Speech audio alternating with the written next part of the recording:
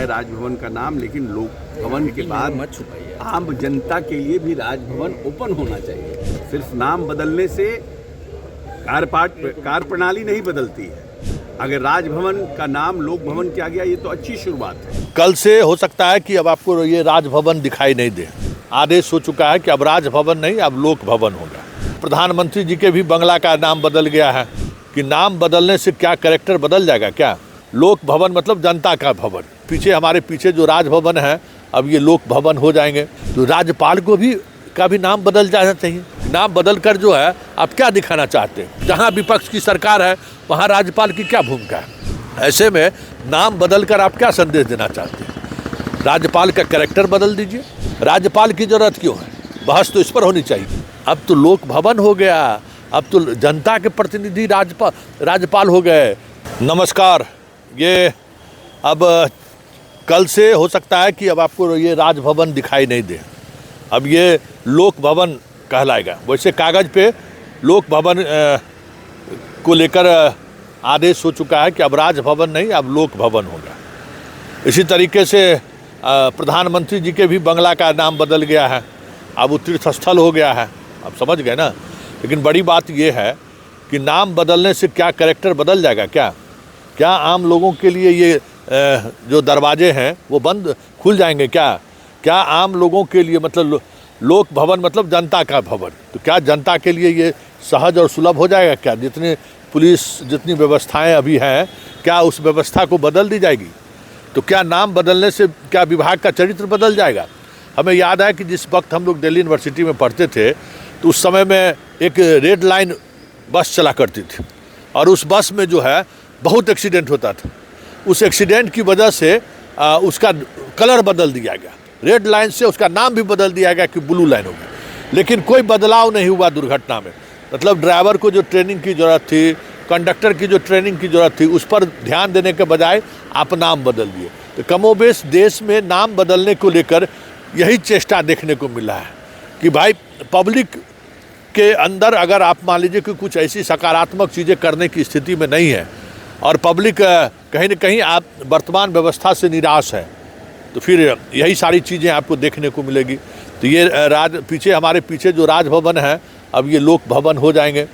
अब इनकी जिम्मेवारी वाइस चांसलर नियुक्ति को लेकर जो इनकी जिम्मेवारी है उसमें कहीं ज़्यादा पारदर्शिता देखने को मिलेगी। भाई राजभवन में क्या होता था? ऐसा थोड़ी था कि राजा निवास करते थे। और अगर वाकई में राजभवन को लोक भवन करना है तो जो खर्च हो रही है राज्यपाल को लेकर, कहीं न कहीं मुख्यमंत्री से बड़ा एस्टेब्लिशमेंट राजभवन का है, बड़ा कैंपस है। राजभवन को एक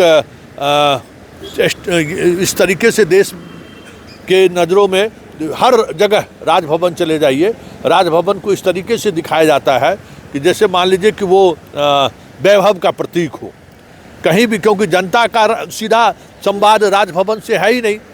जी, जनता का सीधा संवाद राजभवन से रहे तब तो यहाँ तो मुख्यमंत्री के से जुड़े हुए विभाग फैसले पर मोहर लगाना है, या फिर बिहार में कुलाधिपति हैं तो विश्वविद्यालय के मसले पर उनको निर्णय लेना है। कुलपति की नियुक्ति से लेके उच्च शिक्षा में सुधार को लेकर राज्यपाल जिम्मेवार होते हैं।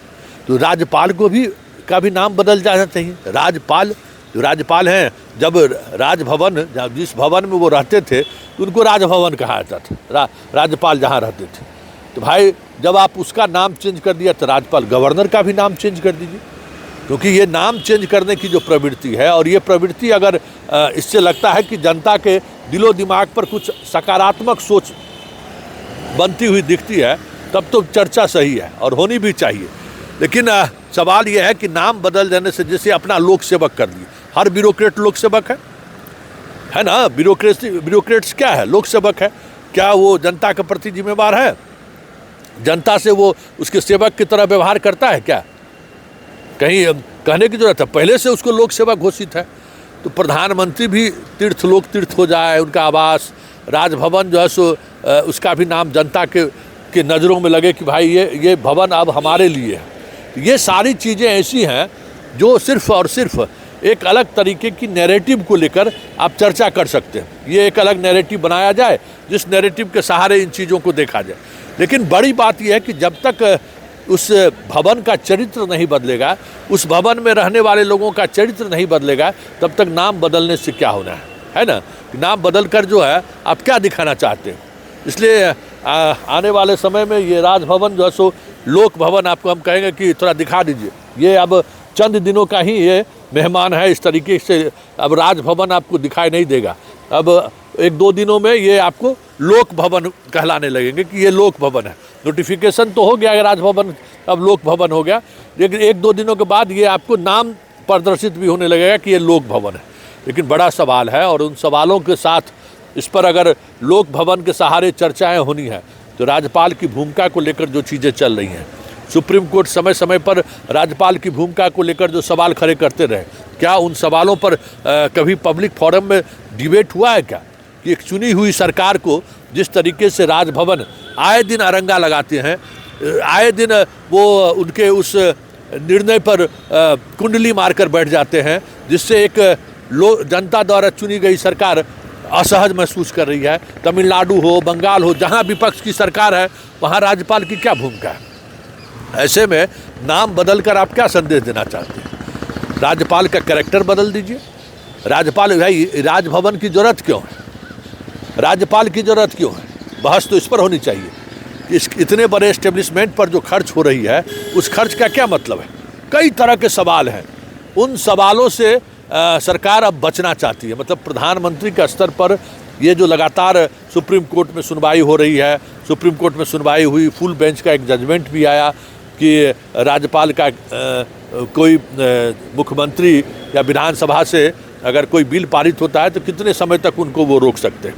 हालांकि पुराने जजमेंट को उसने बदल दिया, नए अब जजमेंट में समय अवधि हटा दिया। तो बहुत सारी चीज़ें ऐसी हैं जो समय के साथ जिस पर चर्चा होनी चाहिए, जो कहीं न कहीं हमारे लोकतंत्र को कमज़ोर कर रहा है, उसको लेकर जहां मंथन होनी चाहिए, तो वो मंथन ना हो, एक पब्लिक डिस्कोर्स बदल जाए कि अब तो राजभवन में राज्यपाल रहते ही नहीं हैं, अब तो लोक भवन हो गया, अब तो जनता के प्रतिनिधि राज्यपाल हो गए। तो भाई जनता के प्रति राज्यपाल हो जाएंगे तो बाकी जो संवैधानिक प्रावधान है उसको बदलिएगा कि नहीं बदलिएगा, कि बस सिर्फ नाम बदल दिए और चीज़ें बदल गई। तो ये जो प्रवृत्ति है इस देश में, एक नई प्रवृत्ति पैदा लिया है कि जब कभी कोई इंस्टीट्यूशन खतरे में हो, जब कभी किसी इंस्टीट्यूशन का साख दाव पर हो, उसका नाम ही बदल दो। तो क्या नाम बदलने से कैरेक्टर बदल जाएगा क्या? बड़ा सवाल है।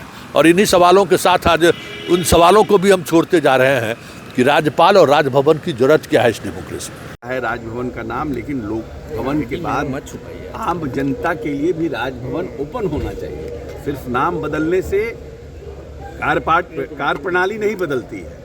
अगर राजभवन का नाम लोक भवन किया गया ये तो अच्छी शुरुआत है, लेकिन आम जनता को उपलब्धता भी होना चाहिए, सिर्फ नाम बदलने से नहीं होगा।